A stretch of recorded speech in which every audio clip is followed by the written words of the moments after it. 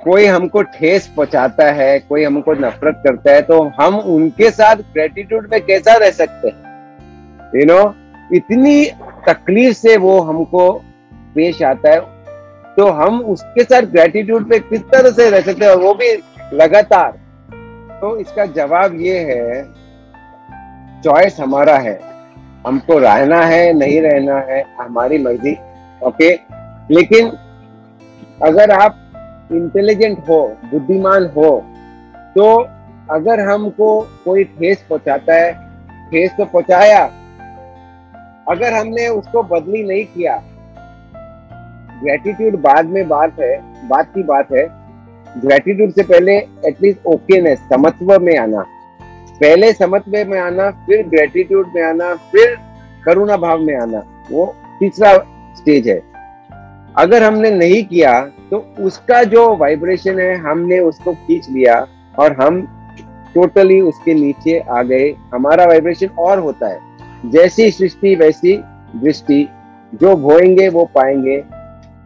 हमको तकलीफ होता है तो वही तकलीफ का वाइब्रेशन बाहर जाता है, वो वाइब्रेशन बाहर जाता है तो वापस वही चीज हमको खींच जाता है और हम गिर गए। तो हम उदाहरण देते हैं कि अगर हम इरिटेटेड है तो उसको पकड़ा नहीं सही टाइम पे तो हम डिस्टर्ब होते हैं, डिस्टर्ब को पकड़ा नहीं तो हम फ्रस्ट्रेट होते हैं, फ्रस्ट्रेट को पकड़ा नहीं तो गुस्सा आता है, गुस्सा को पकड़ा नहीं तो बदले का भाव आता है, तो ये और गिरते जाएगा।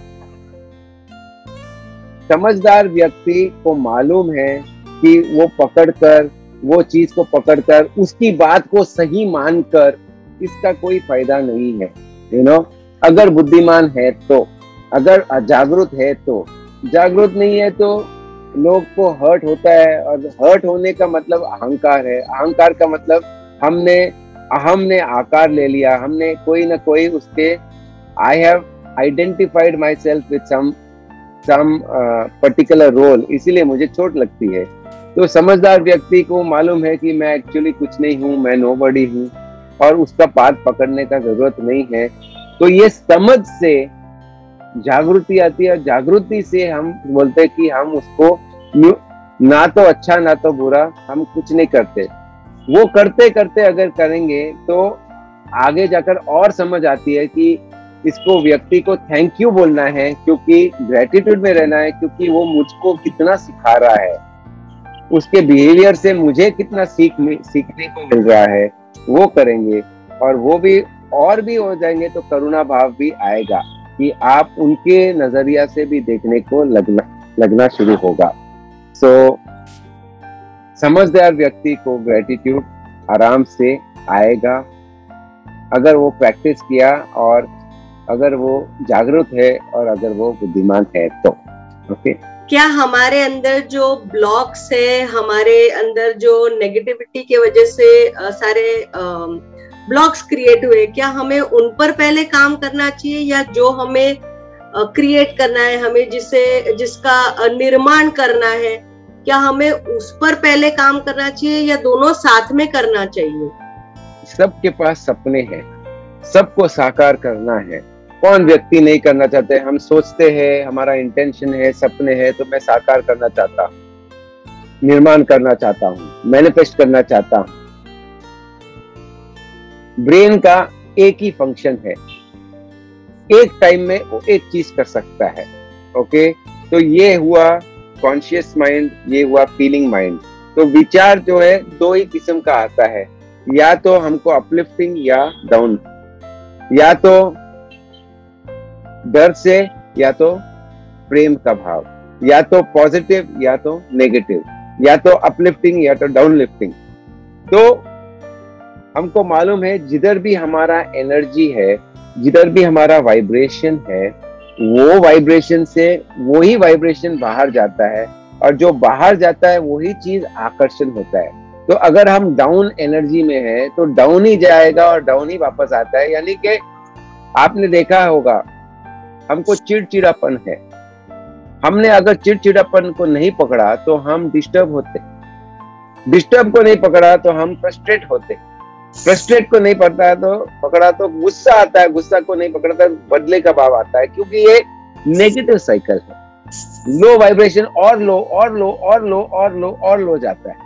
अभी दूसरा देखो, ओके, हाई वाइब्रेशन, हमको एक इरिटेशन आता है लेकिन उससे आशा आती है। तो अभी आशा आई, एक होप आया, तो उसके बाद शांतपन आता है, फिर खुशी आती है, फिर ब्लिसफुलनेस आता है, फिर हर एक व्यक्ति में भगवान देखने को ऐसा चाहत होता है या दिखता है। तो अगर पॉजिटिव में आया तो ये बढ़ते जाता है, अगर नेगेटिव में आया तो गिरते जाता है। जो डिस्पेंजा बोलते हैं, जिधर हमारा अटेंशन जाता है उधर हमारा एनर्जी जाता है, जिधर हमारा एनर्जी जाता है वो फैलता है। तो या तो हम नेगेटिव को फैलते हैं या तो पॉजिटिव को फैलते हैं। तो दोनों चीज, तो अगर नेगेटिव हुआ, अगर लो वाइब्रेशन हुआ तो उसको पकड़ना है, इसको ये सिंबल जो है पकड़ना है और फिर जाकर फोकस करना है। तो नेगेटिव में आए, पकड़ो फोकस, पकड़ो फोकस, पकड़ो फोकस। तो ये नहीं कि ये पहला पकड़ना है फिर फोकस करना है। ऐसा लगता है एक के बाद एक है ना, ये साइमल्टेनियसली होता है। पहला ये पकड़ो, तुरंत वो बदलना है, क्योंकि अगर आपने ये पकड़ा और नहीं बदला तो you will be in the neutral place, you will not create, हम अपना क्रिएशन नहीं होगा, निर्माण नहीं होगा। तो पहला पकड़ना है क्रिएट। तो जब भी हम सेगमेंट इंटेंडिंग करते हैं, हम आपको हमेशा बोलते हैं कि देखो पहले ये हाथ करो, प्रेजेंट, पास्ट, फिर प्रेजेंट। ये प्रेजेंट जो हम बार बार करते हैं, पकड़ो फोकस, पकड़ो focus, catch the pattern, focus, catch the pattern, abundance, catch the pattern, abundance. This means that you catch the pattern and then you focus on the goal. तो तब आप बदली करो, reframe your mind, reframe your mind, reframe your mind। ये दिन में 10 time करेंगे at least, तो बीच बीच में भी आपको पकड़ने को होगा, मिलेगा और आराम से होगा।